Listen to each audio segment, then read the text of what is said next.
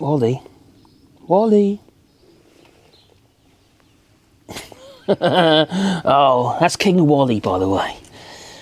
Well, rules of origin. And Ford.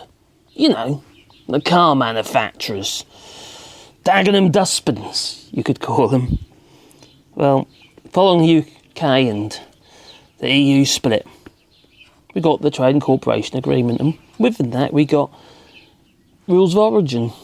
They're car manufacturers, such as Vauxhall, what have you, under Stellantis and Ford and various others. Well, they're kicking off because they know that there's no way round the rules of origin, which will impose a 10% tariff on all cars that are manufactured in the United Kingdom to be exported into the European Union.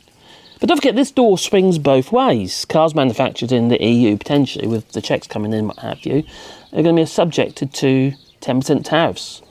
But they have to look at the situation in the sense that, you know, practically, in that, oh, hello, Sebastian, come on then. Now I'm going to have to give Wally another little bit now, because yeah, he's going to think, what about me now? Even though he's just had a bit.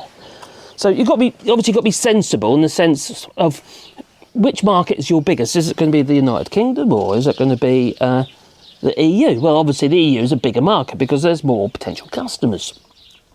And Ford, you know, is quite popular over here. For instance, it's obviously boxed in the form of, well, it'll be Opel. Just change the badge, that will do. But the problem is, with obviously the transition to electric vehicles, a major proportion of that vehicle is the battery. And currently in the United Kingdom and in the EU, we do not have the raw ingredients, the materials to make the batteries to fulfil the requirements of rules of origin. Oh, you're off, eh, boy? Oh, he's going to go in the shade. And as such, those tariffs are going to apply. The 10% tariffs most definitely will apply. Now, I believe that there is, I think it might be Sweden actually, or a country in the EU, which is, well, in Europe for instance, who will be mining some of the ingredients, but they ain't going to happen, you know, the materials, you know, the essential minerals and rare earth metals and stuff. Anyway, you know, lithium and stuff like that in the EU, because we're very dependent on African countries at the moment, and in many cases it'd be controlled by China. So we can't get the materials to make the batteries to meet the requirements of the rules of origin anyway. There's just no way around it at the moment. So these 10% tariff is a bit of an issue. So unless the EU decides, okay, then we'll waiver that tariff, and the UK does the same, well, there's no way that we're going to be able to avoid that 10% tariff. So car manufacturing, well, potentially is going to leave the United Kingdom for electric vehicles. What choice have they got? They can't have another 10% tariff slapped on the cost of a vehicle to be exported into the EU. They either need manufacturing in the EU and the United Kingdom, or they say they sacrifice the smallest market. In this case, it's going to be the United Kingdom. Well, the Ford boss, he says we have to follow EU regulation to keep costs low as well. We've got Brexiters saying, well, sod the EU, aren't they? You know, the likes of Jacob Rees-Mogg and all them lot, and they want to, and other idiots like Ben Habib, and push away from the European Union's regulation to make things cheaper. But they won't make things cheaper because you'll be selling less stuff. Because in many cases, other countries, even in the United States, for instance, follow much of the CE marks and what have you regarding regulation standards. It's not just rules of origin, which effectively block us from their markets. You've got to remember that these cars are made from components. Not everything's produced in the country for which it's been assembled. Yes, they buy bits from all over the world or have bits made all over the world and they import it back into the United Kingdom, then basically stuck together like an Airfix kit. Well, so anyway, Tim Slater saying, who's the boss of Ford, that the United Kingdom must follow EU regulations, otherwise it is going to become extremely difficult for us to be able to sell our cars abroad. Not just the EU, but pretty much anywhere. Well, Tim Slater's comments come as car manufacturers prepare for the first major review of Britain's post-Brexit trade deal with the European Union.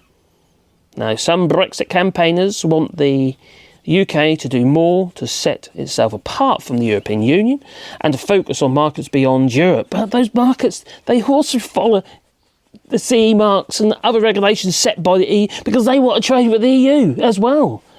The European Union is a massive market. It's just nuts. This whole situation is just like getting a square peg in a round hole. You might have the rhetoric just to satisfy your Brexit fan base, but it doesn't sell cars. No. Now, speaking on the eve of the International Automotive Summit in London, Tim Slater said, "It's really important that we maintain really good alignment with the European regulatory environment." Flippin' obvious. It really is obvious, because that's where we build and sell most of our vehicles. Like I say, it's flippin' obvious. But the Brexiters, they'll wave their little flags, won't they? Oh, my little, yeah. Wave their little flags. And, although you could say it's Netherlands, actually, couldn't you? Wave their little flags. Or if I stand on my head, would it be Russian?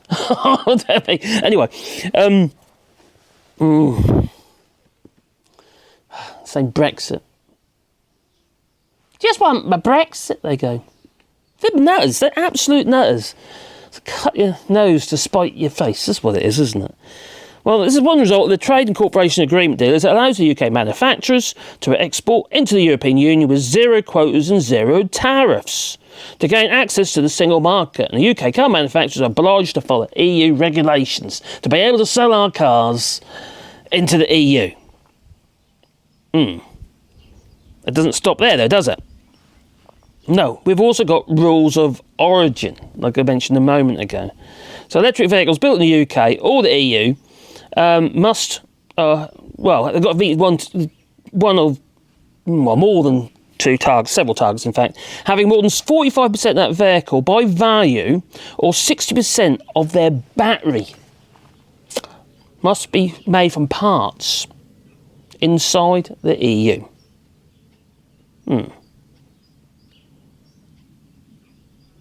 Yeah, actually I got that the wrong way round. They could face a 10% tariff if more than 45% of that vehicle by value or 60% of their battery made from parts outside the EU. Yes, it's 40% I suppose, isn't it? The rule was drawn up by the European Commission to encourage both UK and EU car manufacturers to accelerate the production of electric vehicle parts in Europe. At the moment, the European car industry is heavily relying on supplies from China and South Korea, but don't forget the raw materials from Africa and places like that to make these batteries. It's just nuts. The whole thing is flipping nuts. We've really got to soften this attitude towards Europe as a whole and the European Union. I mean, they keep saying Brussels, Brussels, Brussels. Brussels?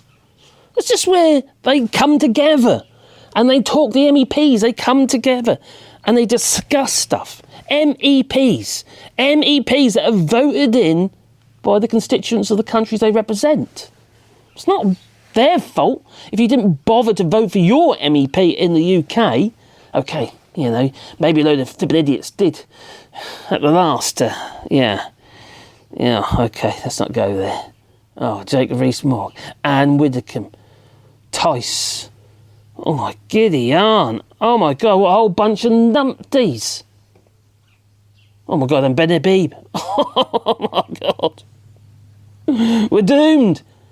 Well, I escaped to France. But you're doomed. Like you are. I mean, tell me what you think. Do you think the UK's car manufacturing industry is pretty much doomed as far as the EVs are concerned in the United Kingdom? I don't have a lot of hope in it, to be honest. I really don't. No. I think it might be forced just to keep importing it at a higher rate in the UK because car manufacturing for EVs in the United Kingdom is likely to ship out. We haven't got British fault.